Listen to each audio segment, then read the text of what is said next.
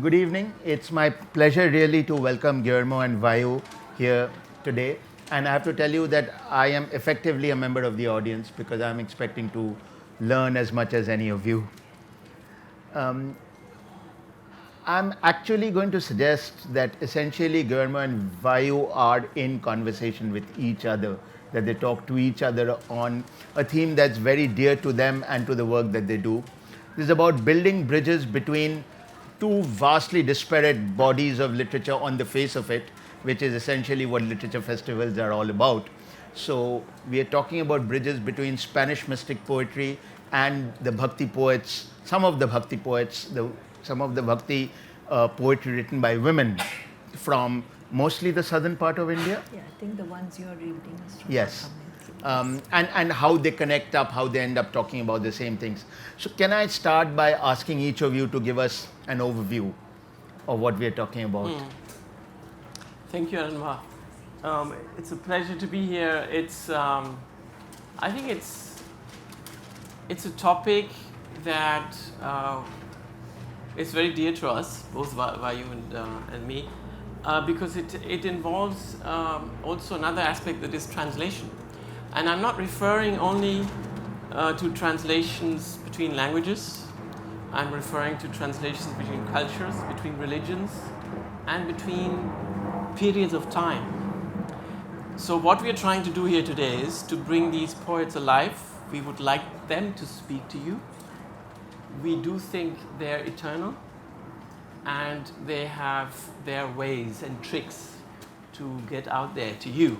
So we will present them to you, and we hope that this bhakti and devotional aspect in the personal way will also touch you or maybe inspire you as it has us.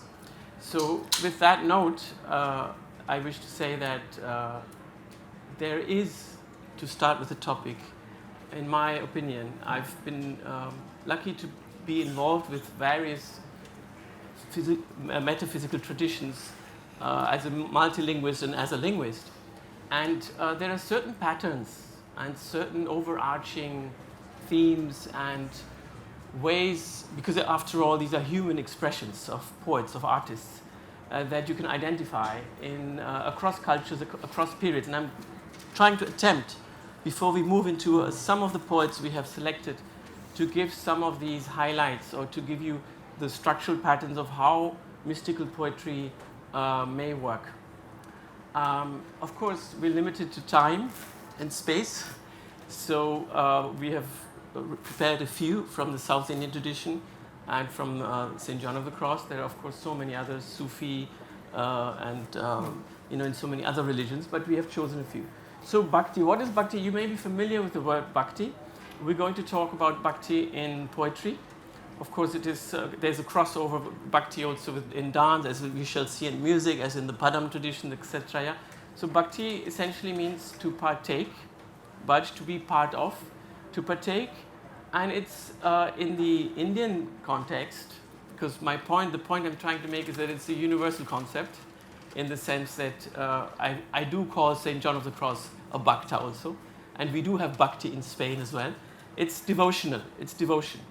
A movement or a trend or a way of expressing itself which is considered to be, it can be placed in time and space in India, starting, according to some scholars, with the Alvar tradition in South India around the 7th century, across the centuries. And we may say it has never stopped. We may even call Tagore a bhakta to some extent. So it goes on and on throughout the different parts of India.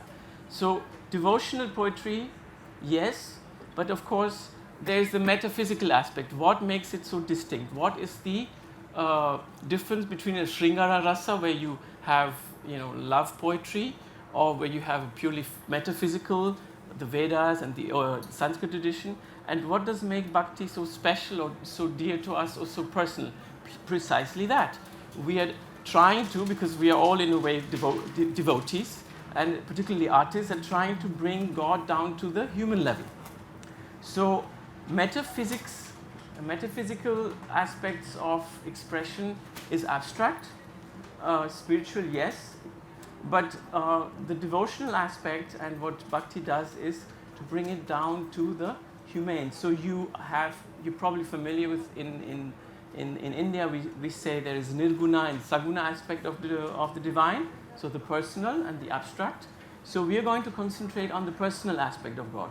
The God you can touch, you can dream about, you can feel, you can partake, you can make love to, you can enjoy, you can bring to that plane of humanity, because after all that's how we express ourselves. So the question then is, if some of these bhakta poets are at the same time metaphysical and devotional, we're going to explore the devotional aspect that overlaps with the, let's call it sringara, yes, love expression, because after all, how can we know without loving? And how can we love without knowing? You know, to know someone, you have to fall in love, you have to have desire. And is this being religious? Is it being spiritual? Of course, it is being human. But when these poets express themselves, they will do it in this colloquial language. So it's the divine personified. How does that work? How do we explain it? Some people call it revelation. And I'm not saying now necessarily artists. Artists, I will explain how they then bring it to expression. We can all have a personal experience of God. We can all partake. This is democratic. In some traditions, the stress is on kripa, on grace. You know, it's his or her choice, the divine's choice to come down. It's capricious. It's unpredictable. It's like a play. The divine tricks you, plays with you. He may be a lover, he may be a god, deceitful. And then you have, of course, the whole idea of Maya, illusion, whether it is the person, whether it is saguna or nirguna, or disappears. So in all these traditions, you have this idea of it somehow the divine coming down or coming into you, and they express it in different manners. For instance, the Vachana tradition, in the tradition of Akkamahadevi, the Lingayats, the stress is on the experience with the capital E, Anubhava. You have to have an experience. You know, bhava is emotion. Anubhava, you have to have an experience. You do it. How do you do it? You do it with your bodily senses. You feel through your body. In Spain, they call it duende. In some traditions. And Garcia Lorca has explained it very well. I will explain how he defines St. John of the Cross. You know, when you get some physical effect on your body, the duende happens. Some may call it the angel, some may call it, but it's in each tradition there is different connotation. When this happens, some call it trance, rapture, ecstasy, or possession, divine possession, inspiration. There is an element of seeing, right? Mm-hmm. Seeing, a revelation, and then we come to the first, this is not chronologically, but the first thing that the devotee who has had this experience is trying to express it. He talks through images. I had a vision. You say vision to see, having a vision, using metaphors, allegory. It can also be expressed in a story, like the chaman. You know, telling you a story. I saw this. Let me explain you the story. Now, this vision and dream, of course, as Paul Valéry said, one has to be awake to describe a dream, which means to say that it has to shift now from one part of the brain to the other brain. So, what does the poet do? What does the artist do, for that matter? A poet uses language, words, sounds. It can be mantric, it can be a play with meanings, paradox, all the tricks that language, each language has, you can stretch language, you have to play with language. It can be craft, it can be magic, but after all you have to work. So each of these mystics, even in the most colloquial sense, has to make it linguistic, has to use elements, components. And how do they do it? It's very common to see they do it through drama. Drama in the sense of personas, or in a dramatic way. It has to be dramatic. and there's always a climax. So life is a drama. You have to turn your relationship with the divine into a dramatic experience, whether it is lover and beloved, son and daughter, all the family relationships. Any relation needs to have a tension to be able to come through or to express itself. And I come now to the end of this introduction. So how do they do usually? These mystics express it. They do it through very colloquial, common day, very common language. In St. John of the Cross, you can see the pastoral, the oral tradition, the medieval, stories that you heard among the shepherds. In the vachanas, vachana means speech. Use colloquial language. You have to speak in the language of human relations, a common human direct language. The orality of it is important. Of course, all these traditions also imbibe or have imbibed in India, in particular in the context of India, the Sanskrit traditions, the metaphysical. It's always there. These are the layers. Just as in St. John of the Cross, you have the Bible. These meta-narratives are there. And the next step is, what happens? A transformation. There has to be a transformation. You call it conversion because there is an audience. So what you explain in Sanskrit aesthetics as rasa, transformation, you can call it bhakti rasa, but ultimately he has to transform the person, the artist or the poet who has been transformed, who has to have the experience, has the need at some point to transform through the work unwillingly. When I say the need, by expressing it without knowing, because that's another part of grace, just as it's a graceful experience to have been able to meet now to do this session, the reader, the audience that receives this play, this reading or this expression of a poem or a saying will feel and is open to a possible transformation, just as rasa is the transcendental aspect of bhava. We are transformed, we have an experience and it transforms us, the listener or reader. And ultimately it may lead, because to these or such devotees, to form a community, a sect, a religion, or a reform or another movement. This is also very common in all these religions. So this is the kind of arch I've been able to trace. And this is where we will try now to place some of these poems and poets. No, that was. Can you hear me? Yes. Okay. If you can't hear me, then definitely you will feel in your heart all that Guillermo's been saying. And thank you for the introduction, Arunava. It's lovely to be here because the wonderful thing about Jaipur Literature Festival is that we can have this dialogue of synchronicity, but we can also have the dialogue of rebellion, which is very much part of the bhakti tradition. So in my sort of understanding and anubhava as partly a practitioner, because I define myself as bilobial. I have an oral tradition profession as well as a written tradition. And two parts of the brain, you cannot say, oh, that's easy to tell the story, because it has the performative element.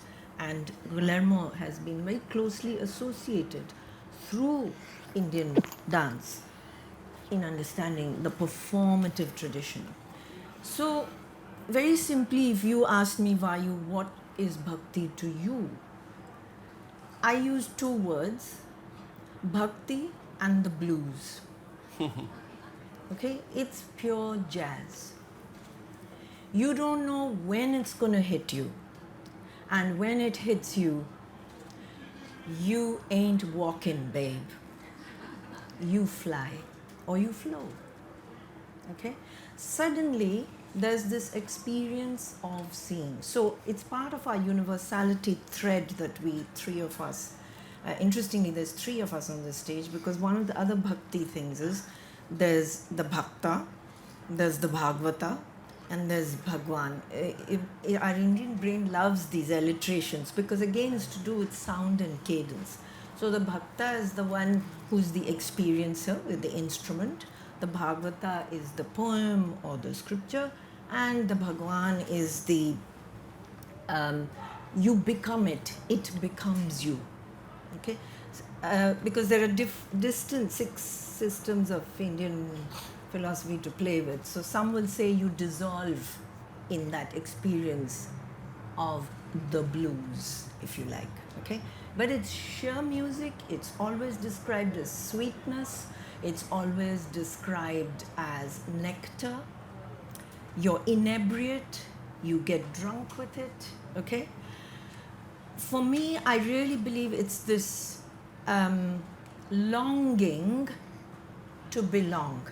And when Guillermo is telling us about these, in a way, different stages, because you have to sort of cultivate it, how, for us in our normal literal reality, we'll always say, surrender, what rubbish, bollocks, we'll say. Oops, I know this is being recorded. But that's part of the rebellious, you have to go over that hill.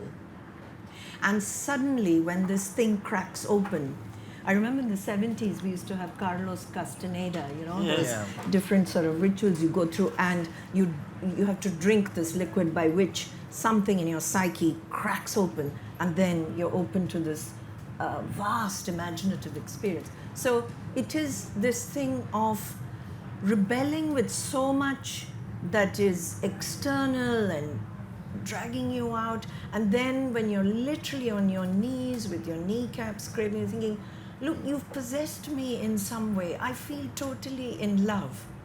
What is this? It's a Walt Whitman-esque kind of moment as well, the democracy of the soul.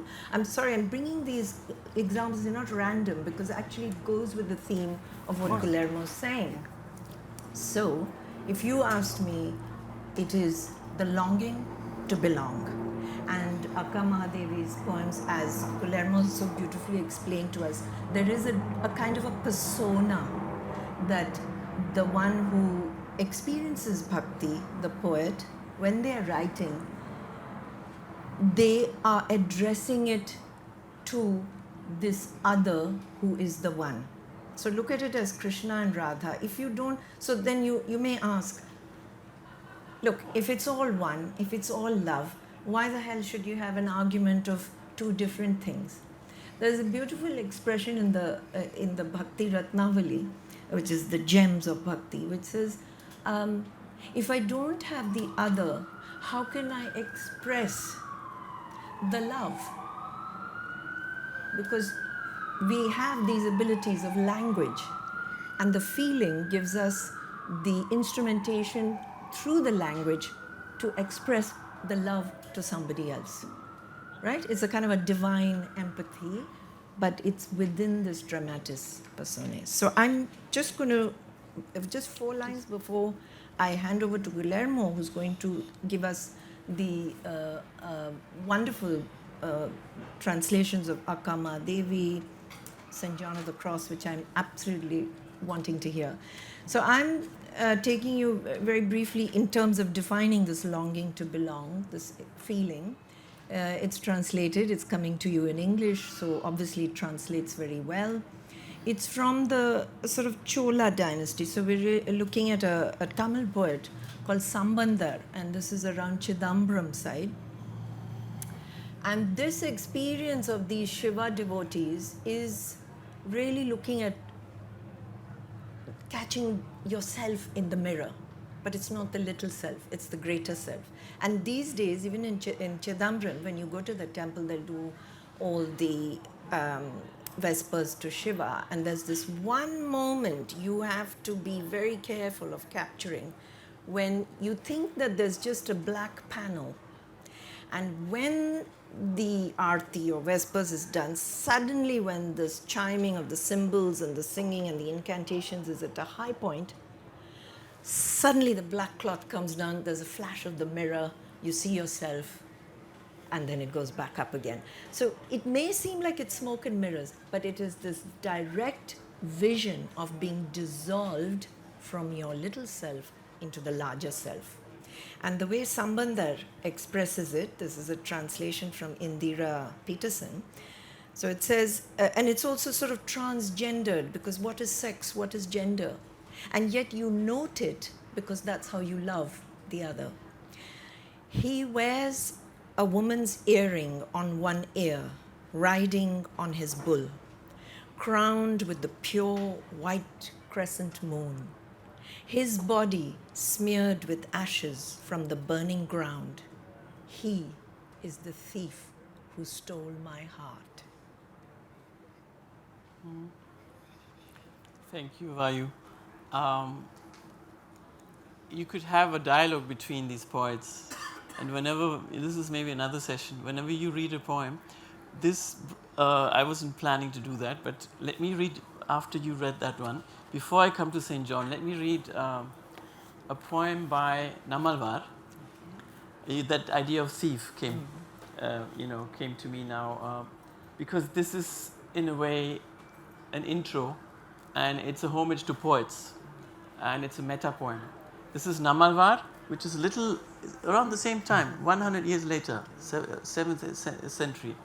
The two, Shaiva and Vaishnava traditions of South India. You've just read. I think he's a Shaivite.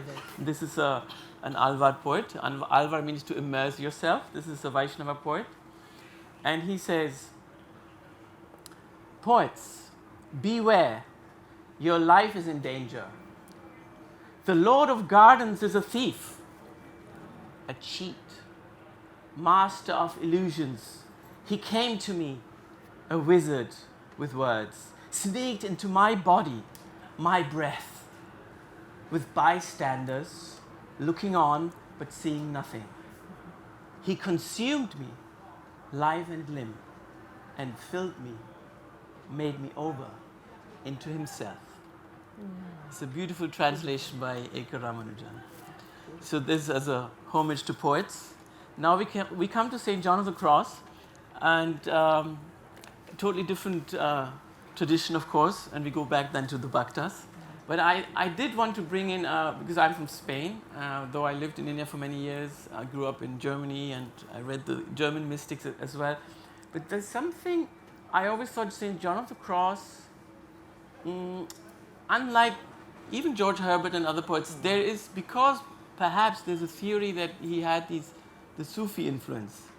It's not very clear, but St. John, 17th century, as you know, he lived around the same time as Santa Teresa, Saint Teresa of Avila, who was actually his guru.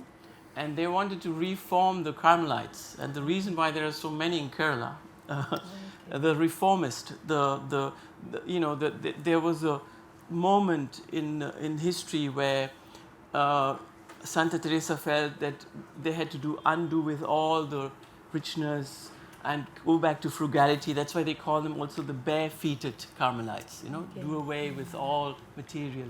And St. John took it even to a more radical level. He was imprisoned, just to give a few ideas of his life. And he came from a very humble background. He had lots of enemies.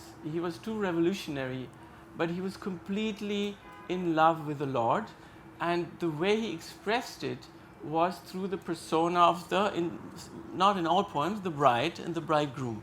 So drawing on the Song of Songs, he wrote the spiritual canticle. And of course, Dark Night, and the difficulties he faced because he was imprisoned, he was beaten, and then he came back to power. He meditated for many years in a cave. So you could tell his story. You could almost feel it's like someone from India.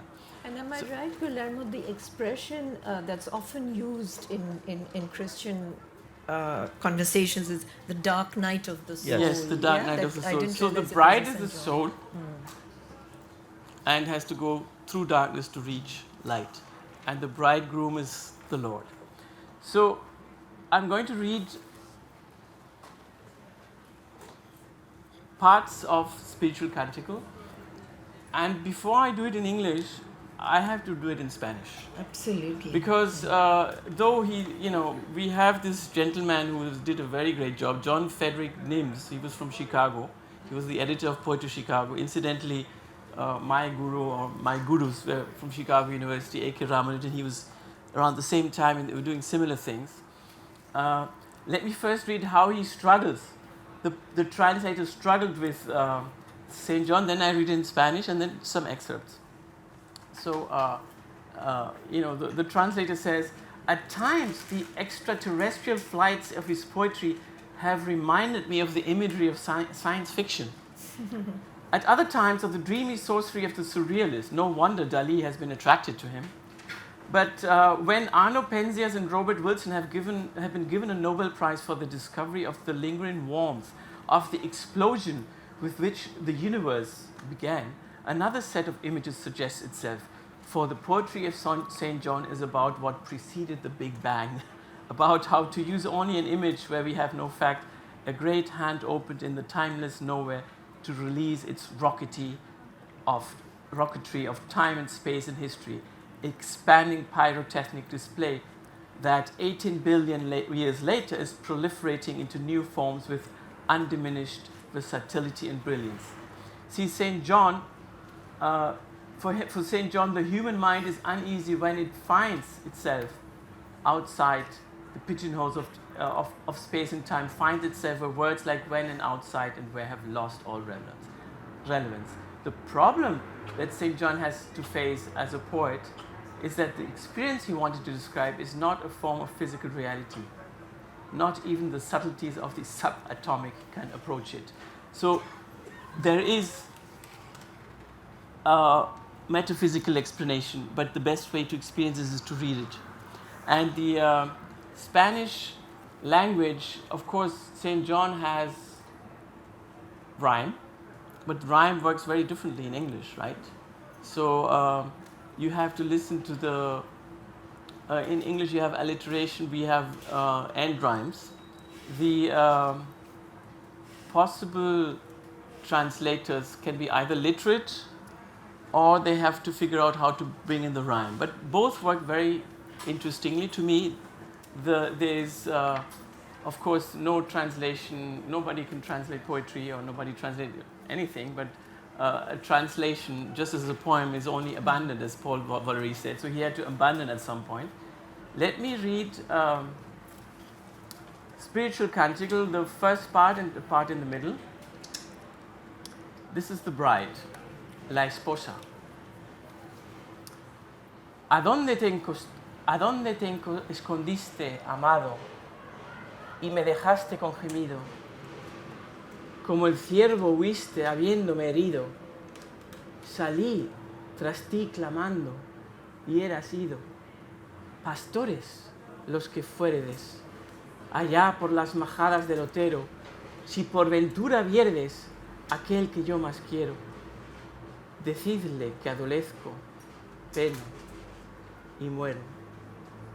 Buscando mis amores, iré por esos montes y riberas, ni cogeré las flores, ni temeré las fieras, y pasaré los fuertes y fronteras. The Bride. Where have you hidden away, lover, and left me grieving care on care? Hurt me and wouldn't stay, but off like a deer from there. I hurried forth, imploring the empty air. You shepherds, you that rove over the range where mountains touch the sky, if you should meet my love, my one love, tell him why I am faint and in a fever and may die. I'll wander high and low after the one I worship, never fear the wild things where I go. Not gather flowers, get clear of all the mighty and over the frontier. How manage breath on breath, so long my soul not living where life is, brought low and close to death by those arrows of his? Love was the bow. I know, I have witnesses. And wounds to show. You'd cleave clean to the heart and never think of healing? Steal it and when you leave it? What sort of dealing to steal and never keep, and yet keep stealing? Oh, shorten the long days of burning thirst, no other love allays them.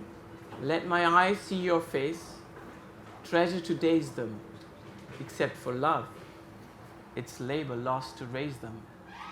Appear here at my side, though I die dazzled in a blaze of grace.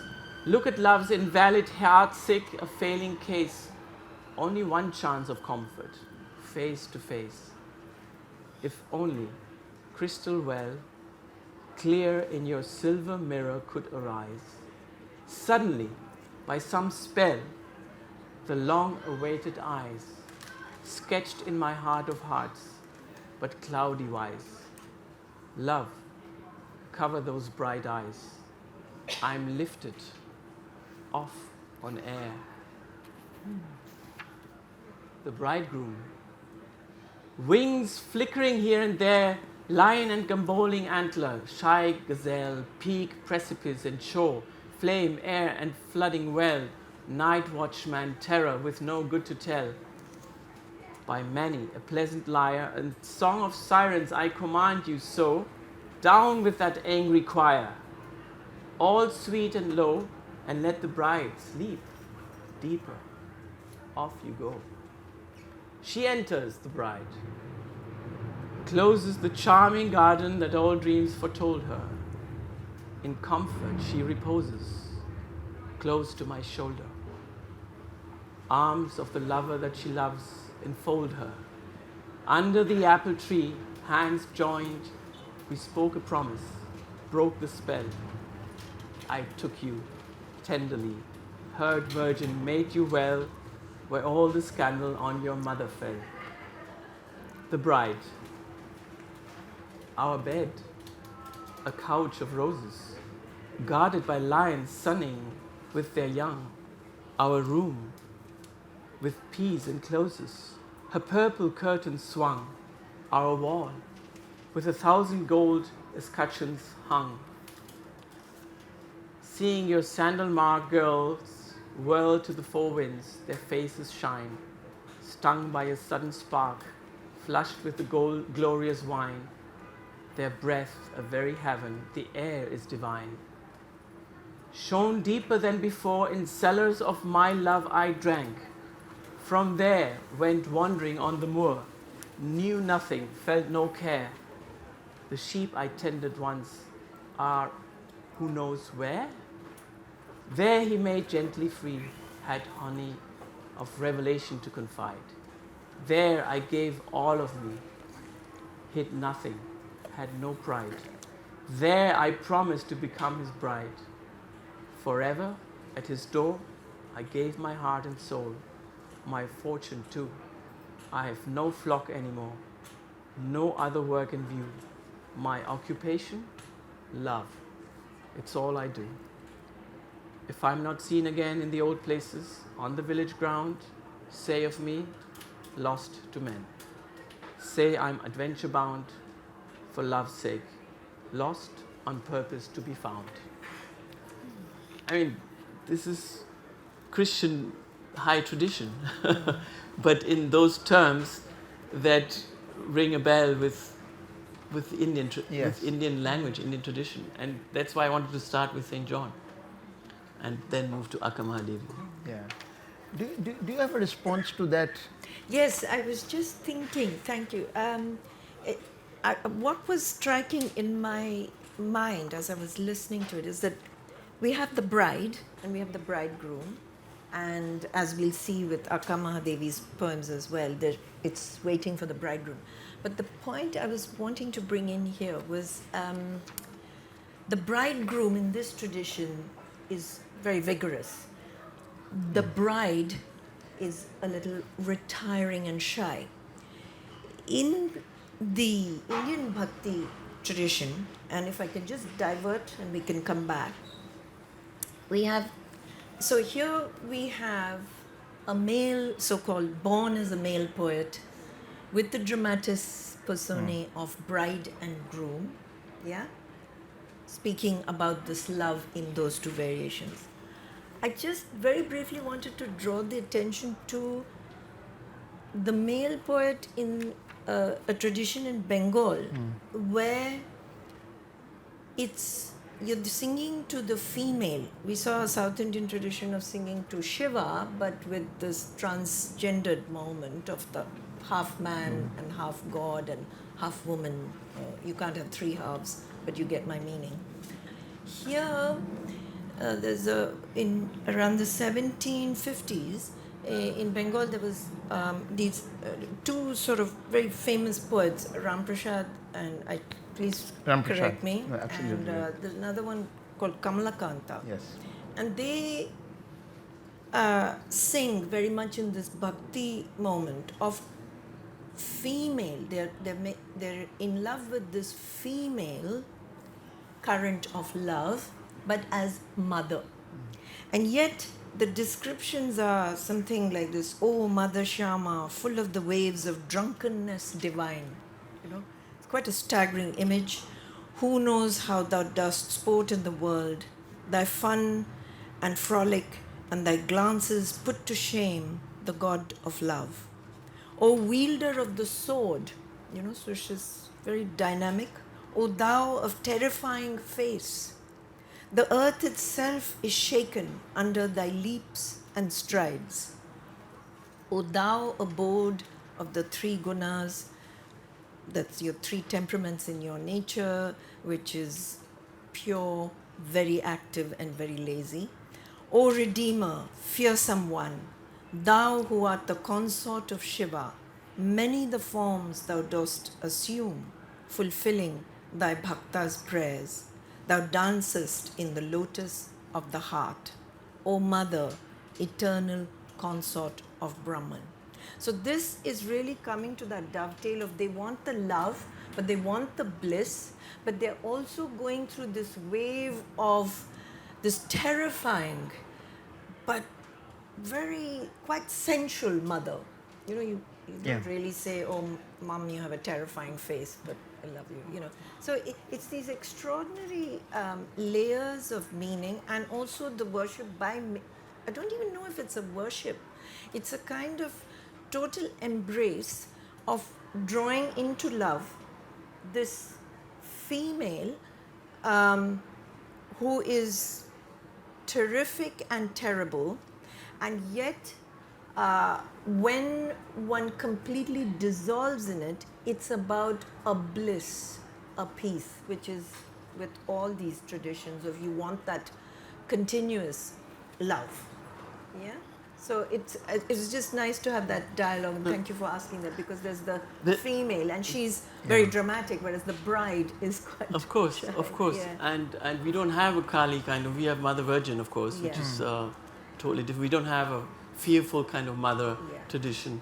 Yeah. We have our, folk tales for that. Yes. Yeah. Let's read Akkamahadevi Yeah. and Ksetrayya so that we can open question. Let me read some poems. They don't need explanation. To compare, Mahadevi Akka is 12th century. These are Kannada Vachanas, sayings. Now, interestingly, in Akkamahadevi, there is no persona, right? She does not take the role of a persona. It's her. So Vachana is direct. No conventions, directly. The poet is the poet. She's the figure who is, she's the subject. There's no object. And very directly, she's supposed to have shunned her, her clothes, thrown away her clothes, and walked just like Mirabai, naked, and became a spiritual guru at some point. Of course, there was a community of poets. When I didn't know myself, where were you? Like the color in the gold, you were in me. I saw in you, Lord, white as jasmine. This is her signature line. The paradox of you being in me without showing a limb. He bartered my heart, looted my flesh, claimed as tribute my pleasure, took over all of me. I'm the woman of love for my Lord, white as jasmine. I love the handsome one. He has no death, no decay, no form, no place or site, no end, no birthmarks. I love him, O mother. Listen. I love the beautiful one with no bond, no fear, no clan, no land, no landmarks for his beauty. So, my lord, white as jasmine, is my husband. Take these husbands who die, decay, and feed them to the kitchen fires. And here's the last one by Akkamahadevi. This is another famous one.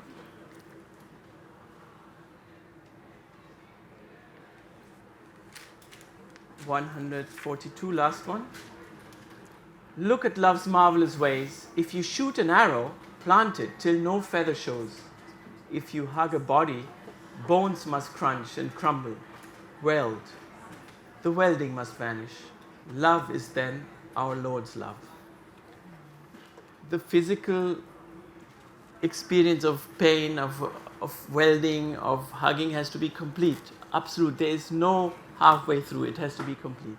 And to end, Ksetrayya, who went a little beyond, there's a theory that he wasn't actually a poet, that it's the devotees who compiled these poems, and not a figure as a person did not exist. Ksetrayya of the 17th century.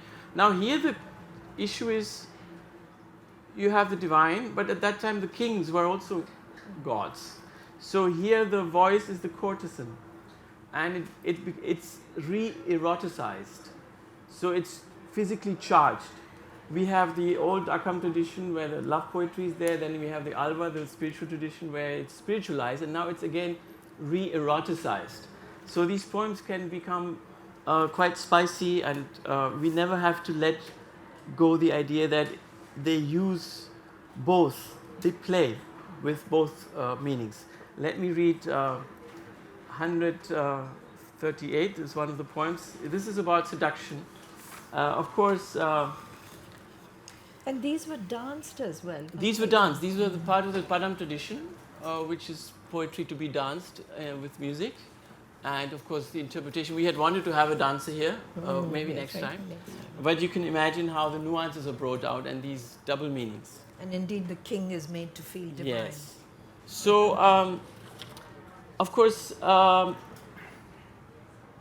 okay, let me do the whole the sequence of 3 poems, because otherwise you won't understand the context. It's quite fast. So, I'm seeing you at last. The courtesan speaks to her lover. It's been 4 or 5 months, Muva Gopala. Last night in my dream, you took shape before my eyes. I got up with a start, looked for you, didn't find you. The top of my sari was soaked with tears.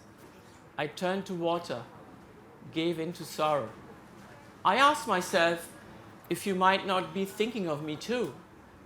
I'm seeing you at last, the answer to my prayers. Ever since we parted, there's been no beetle for me, no food, no fun, no sleep. I'm like a lone woman in a forest after sunset, soaked through by the rain, in the heavy dark, unable to find a way. I'm seeing you at last, the answer to my prayers. My parents blame me, my girlfriends mock. This may sound strange, but I can tell you, ever since we made first love, my world has become you. I have no mind other than yours. I'm seeing you at last, the answer to my prayers. Now the problem is, there are competitors, there are other courtesans. So she may have to resist. And this is what she says when she finds out. A courtesan to her lover. Pour gold as high as I stand. I still won't sleep with you. Why be stubborn, Muva Gopala? Why all these tricks? You set women afloat on your words, break into their secret places, deceive them with affectionate lies, excite them in love play, get together the whole crowd one day, and then you steal away like a spinach thief? Pour gold as high as I stand. You coax women's affections, make them amorous and faint, do things you shouldn't do to them, confuse them, lie in bed with them, and then you leave without a sound, shaking your dust all over them. pour gold as high as I stand. You opportunist, you excite them from moment to moment, make mouths water, show them love to make them surrender, drown them in a sea of passion, and by the time the morning star appears, you get up and vanish. Pour gold as high as I stand. And to end, of course, the union.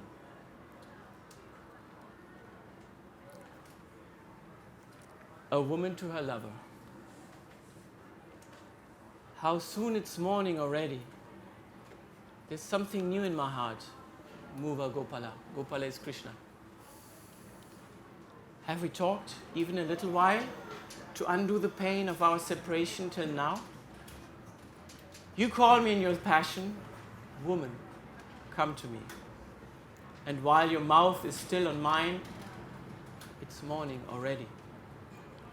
Caught in the grip of the love god, angry with him, we find release drinking at each other's lips. You say, my girl, your body is tender as a leaf. And before you can loosen your tight embrace, it's morning already. Listening to my moans as you touch certain spots. The pet parrot mimics me. And how we laugh in bed. You say, come close, my girl, and make love to me like a wild man, Muva Gopala. And as I get ready to move on top, it's morning already. Beautiful. Is this something you would like to read? that's Yes. wonderful. Thank you for that. I wonder how one can follow that. But I just wanted to share these are experiences of poets, of individuals. But we cannot forget what a great spur it was in sociological and political and indeed in colonial history. So I'm moving, with this whole image of Kali, who is she with the disheveled hair, who is she with the sword? She becomes quite iconic in the Bengal Renaissance later on. And you see, in fact, a lot of calendar posters and art in the 19th century, which is part of this bhakti tradition, becomes also part of an awakening, which also used to happen in the 11th and 12th century in South India. A lot of political movements, they kind of either are tearing away existing hierarchies or ritualisms, and in the case of the Bengal Renaissance, it was definitely to get the British out, or rather the colonial power. That would have been another session, the political Exactly, Yes. exactly. Maybe But we should get some questions from the Yeah. audience. Yes, we So will. I just wanted to sort but of I think I want close on that, just so that you don't think these are just little, floating islands. There is a connection. And one of the things I just wanted to share with you about how this bhakti tradition also, I think Guillermo is very right in giving us the boundaries of what that bhakti tradition is. But I just wanted to share with you something which a poet like Bhanu Kapil, in a way, brings in her new installation art and her poetry, where she is looking at I'll just read this out to you. I received an email from Ankur Kalra, an interventionist cardiologist in Ohio, asking me to blurb his poems, which were works of heartbreak and passionate love inspired by the Bhagavad Gita. 21st century, she won the National Poetry Award.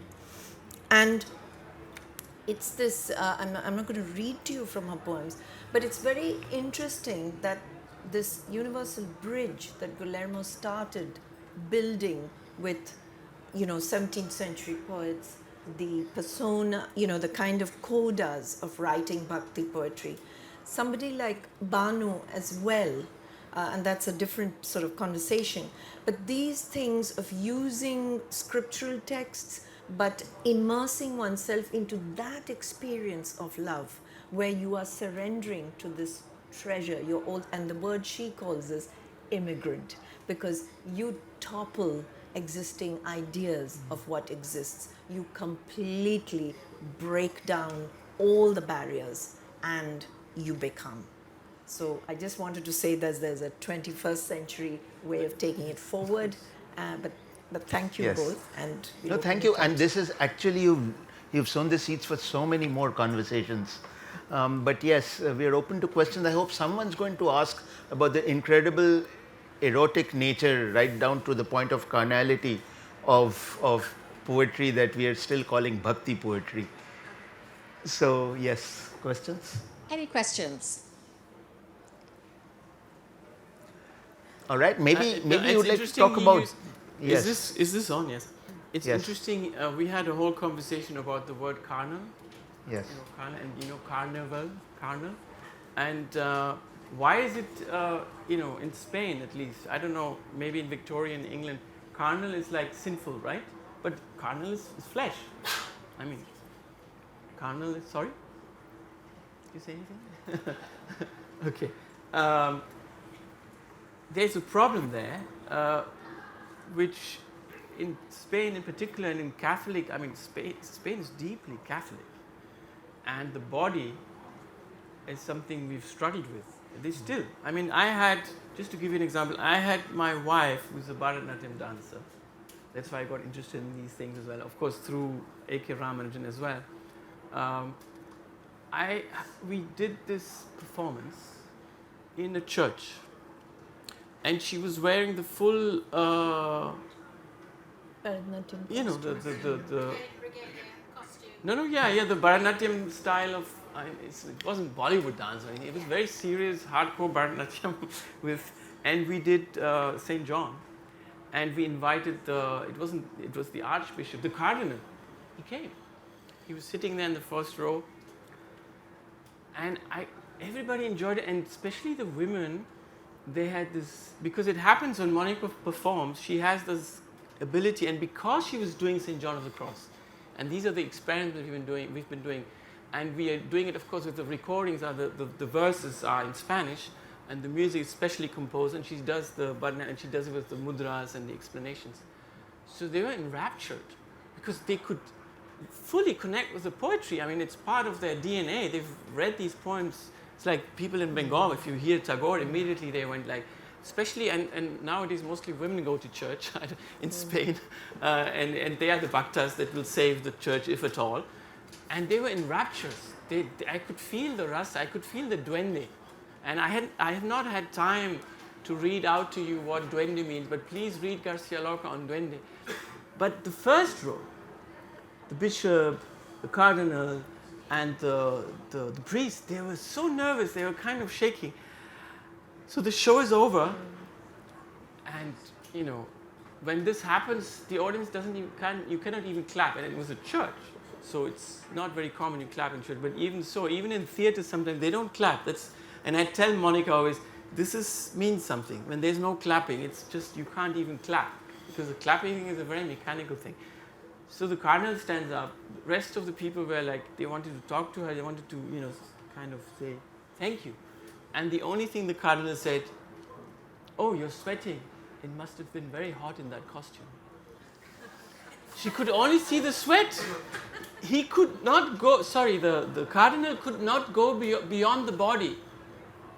He could not go beyond the body. He only saw a woman sweating, and whatever forms and breasts or whatever, the shape. He could not go beyond. It's a problem. Yeah.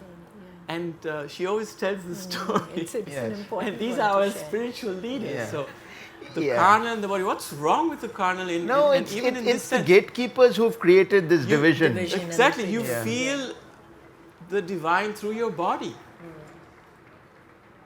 Yes. Otherwise, how? How? In fact, there's this. Yes, We were yes. just discussing this thing about. There was a wonderful, strangely, a bishop. And look at the audience here. It's 90% women.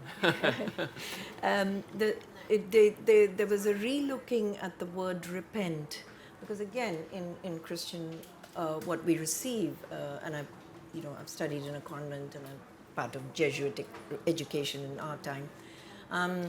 So when Jesus was using the word repent, it meant something completely different. It was about a reflection, a transformation of the self which comes through this connection with the love of that great divine which is everything. It's an ocean. But the way, and it is the truth, and I shouldn't apologize for it, the patriarchy of the systems that evolved start feeling, why should we unravel the real meaning of that word? Because then we can't use the word repentance like a baton and beat you with it, who are lesser knowledgeable of these things of the scriptures. And women were priests. But women became from subject, they became objects. Yes. They're still objects. Yeah. In the, Step over to the dark side and join the Anglicans. yes. Okay. Yes, and, Thank and you. we really could have gone on, but thank you very much. Thank you. Guillermo. Thank you, Vayu. It was wonderful. So I hope the Great poets sharing. spoke to you, because Yes. we only do the prose. They're the poets. And thank you, These are the poets. thank you so much for introducing us to this wonderful poetry. All the